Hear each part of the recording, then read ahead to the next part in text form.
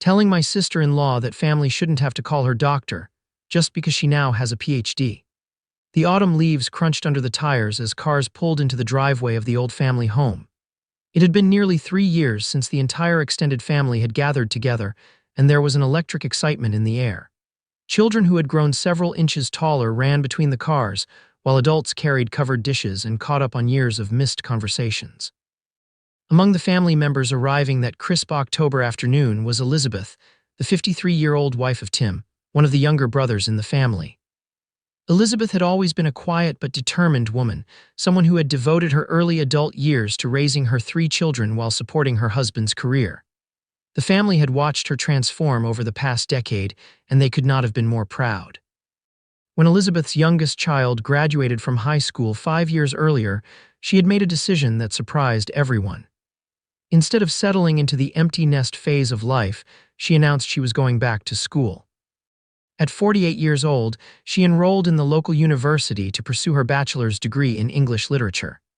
The family rallied around her, understanding that this was her time to chase dreams she had put on hold for decades. Elizabeth threw herself into her studies with remarkable dedication. She would spend hours at the kitchen table, surrounded by books and papers, working on assignments late into the night. Her husband Tim would often find her there in the morning, having fallen asleep over her laptop. The family admired her commitment and celebrated each milestone along the way. After completing her bachelor's degree with honors, Elizabeth continued her educational journey. She pursued her master's degree in literature, focusing on 19th-century American authors. The family watched as she grew more confident and articulate, discussing complex literary theories at family dinners and sharing her passion for education with anyone who would listen. The crowning achievement came just 6 months ago when Elizabeth successfully defended her doctoral dissertation. She had earned her PhD in literature, an accomplishment that filled the entire family with pride. They had all attended her graduation ceremony, cheering loudly when her name was called. It was a moment of triumph that represented years of sacrifice, hard work, and unwavering determination. Following her graduation, Elizabeth had secured 2 part-time positions that allowed her to use her new credentials. She worked at the local library, helping patrons with research and organizing literary events for the community. Additionally, she taught online courses as an adjunct professor at the community college, sharing her love of literature with students who were beginning their own educational journeys. The family had always known Elizabeth as Beth, a nickname that had stuck since she married into the family 36 years ago. She was the aunt who remembered every birthday, who helped with homework during family visits, and who always had a book recommendation for anyone interested in reading. The children in the family, ranging from teenagers to young adults, had grown up calling her Aunt Beth with genuine affection and respect. As the family gathered for this long-awaited reunion, there was a sense of celebration in the air. Elizabeth's recent achievements had given everyone something special to acknowledge, and many family members were eager to congratulate her on her doctorate and hear about her new career in education. The house filled with the sounds of laughter, conversation, and the clatter of dishes being arranged for the meal. Children ran through the rooms, playing games and reconnecting with cousins they had not seen in years. The adults shared stories about work, health, and the challenges of raising teenagers in the modern world. Elizabeth arrived wearing a professional-looking navy blue dress and carrying herself with a newfound confidence. Her hair was styled more formally than usual, and she wore a small pin on her lapel that displayed her university's logo. There was something different about her demeanor, a sense of authority and accomplishment that had not been there at previous family gatherings. As she walked through the door, the family members began to approach her with warm smiles and open arms, ready to celebrate her achievements and enjoy the familiar comfort of family time together. Nobody could have predicted what would happen next, or how this joyful reunion would take such an unexpected turn. The living room buzzed with the happy chaos of a family reunion. Children who had grown significantly since the last gathering moved between groups of adults, hugging relatives and catching up on years of missed connections. The teenagers, now more confident and talkative than they had been as young children, were particularly excited to see their extended family. Elizabeth stood near the entrance, greeting family members as they approached. Her posture was straighter than usual, and there was a formality to her movements that seemed slightly out of place in the casual family setting. She smiled and exchanged pleasantries, but something about her responses felt rehearsed and distant. 16-year-old Michael, Tim's nephew, spotted Elizabeth across the room and his face lit up with genuine joy. He had always been fond of his aunt, remembering how she used to help him with his reading when he was younger and how she would bring him books whenever she visited. Michael had grown tall and lanky, his voice now deeper than it had been at their last family gathering. "Aunt Beth," he called out enthusiastically, making his way through the crowd of relatives. "You look great. Mom told me about your PhD. That's so awesome." Behind him, his younger sister Sarah and two of their cousins followed, all wearing bright smiles and eager to reconnect with their beloved aunt. Sarah, now 14, had always looked up to Elizabeth as a role model of intelligence and kindness. The cousins, both in their late teens, had fond memories of Elizabeth helping them with school projects and encouraging their own academic pursuits. As the group of young people approached with open arms, ready to give their traditional warm hugs, Elizabeth suddenly stepped back. Her expression shifted from pleasant to stern, and she held up her hand in a stopping gesture that brought the teenagers to an abrupt halt. "Stop right there," Elizabeth said firmly, her voice carrying a tone that none of the children had ever heard from her before. "I need to correct you on something very important." The teenagers looked confused, their smiles fading as they tried to understand what they had done wrong. Michael, who had been mid-step toward a hug, stood frozen with his arms still slightly extended. "You don't know that it is rude to call someone with a PhD by their first name or by casual family titles," Elizabeth continued, her voice growing more authoritative. "You will address me as Dr. Elizabeth Jones from now on. That is my proper title and my legal name." The silence that followed was deafening. The teenagers looked at each other in bewilderment, unsure of how to respond to this unexpected correction. The adults in the nearby area had stopped their conversations and were turning to see what was happening. Sarah, always the more outspoken of the siblings, found her voice first. "But Aunt Beth, we've always called you that. We're family." Elizabeth's expression hardened further. "My name is Dr. Elizabeth Jones. I've worked very hard to earn my doctorate, and I expect to be addressed properly by everyone, including family members." Michael, still trying to process what was happening, shook his head slightly. "I don't understand. You're our aunt, not our doctor. I mean, we're not your patients or your students." The words hung in the air like a challenge. Elizabeth's face flushed with anger, and she drew herself up to her full height.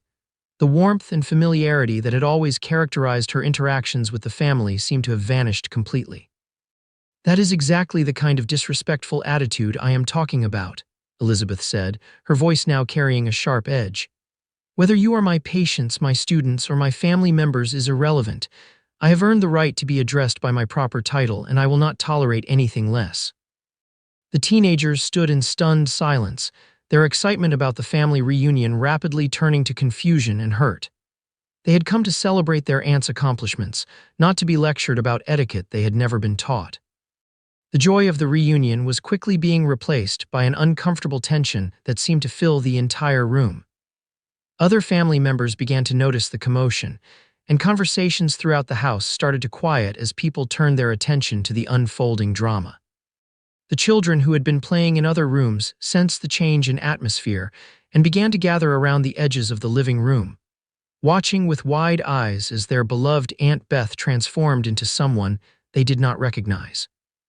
Elizabeth looked around at the growing audience of family members, her expression suggesting that she viewed this as a teachable moment rather than a family crisis. She seemed determined to make her point, regardless of how it might affect the relationships she had built over nearly 4 decades of family gatherings. The teenagers remained frozen in place, unsure whether to apologize, argue, or simply walk away. The adults in the room exchanged worried glances, beginning to realize that this was not just a simple misunderstanding, but something much more serious and potentially damaging to the family's unity. The tension in the living room had reached a breaking point. Elizabeth stood in the center of the room, surrounded by confused and hurt family members, while the teenagers she had just corrected remained frozen in place. The joyful atmosphere of the reunion had completely evaporated, replaced by an uncomfortable silence that seemed to stretch on forever. Tim, Elizabeth's husband, had been in the kitchen helping to organize the food when he heard the commotion. He walked into the living room to find his wife engaged in what appeared to be a very serious conversation with his nephews and nieces. The expression on his face showed both concern and a weary familiarity with the situation. "Elizabeth, seemingly oblivious to the discomfort she had created, turned her attention to the adults in the room. She spotted her brothers-in-law standing near the fireplace, their faces reflecting a mixture of confusion and concern. With purposeful strides, she approached them, her professional demeanor intact. "I need to speak with you gentlemen about your children," Elizabeth announced, her voice carrying the same authoritative tone she had used with the teenagers. "This is clearly a matter that requires adult intervention." Tim's older brother, David, stepped forward. He was a gentle man in his 50s who had always maintained a peaceful relationship with his sister-in-law. His son Michael was still standing nearby, looking embarrassed and confused by the entire situation. "Elizabeth, what seems to be the problem?" David asked carefully, trying to keep his voice calm and non-confrontational. Elizabeth straightened her shoulders and launched into what sounded like a prepared speech. "The problem is that your children, and apparently all of the children in this family, have not been taught basic professional etiquette. They need to understand that when addressing someone who has earned a doctorate, proper respect must be shown." "But Elizabeth," interrupted James, Tim's youngest brother, "these kids have known you as Aunt Beth their entire lives. They were just excited to see you and celebrate your accomplishment." "That is exactly my point," Elizabeth replied firmly. "The fact that they have called me by my first name or worse, by the childish title of aunt, does not make it appropriate. I have worked incredibly hard to earn my PhD, and I deserve to be addressed as Dr. Elizabeth Jones, which is my legal name." The brothers exchanged glances, each trying to process what they were hearing. David cleared his throat and attempted to find a compromise. "Elizabeth, I understand that you're proud of your degree, and we're all proud of you too, but maybe we could find a middle ground. Perhaps the kids could call you Dr. Beth, or maybe they could use the formal address when you're at work, but keep the family titles at home." Elizabeth's response was immediate and uncompromising. "Absolutely not. A doctorate is a doctorate, regardless of the setting. These children need to learn that respect is not conditional based on location or relationship. If they can see me at the library, they should address me as Dr. Jones there as well." Tim stepped closer to his wife, placing a gentle hand on her arm. "Elizabeth, honey, maybe we should take a step back here. These are family gatherings and the kids are just trying to show their affection." Elizabeth turned to her husband with a look that suggested she was disappointed in his lack of support. "Tim, you of all people should understand the importance of professional respect. I have explained this to you before." The mention of previous conversations caught the attention of the brothers, who were beginning to realize that this was not an isolated incident, but part of a pattern of behavior that had been developing over time. "Elizabeth," David said more firmly, "I think you're being unreasonable. These children love you and respect you. They were excited to congratulate you on your achievement. Asking them to completely change how they address you after 36 years seems excessive." "It is not excessive," Elizabeth replied, her voice rising slightly. "It is appropriate. If you cannot teach your children to show proper respect for education and achievement, then perhaps you need to reconsider your parenting approach."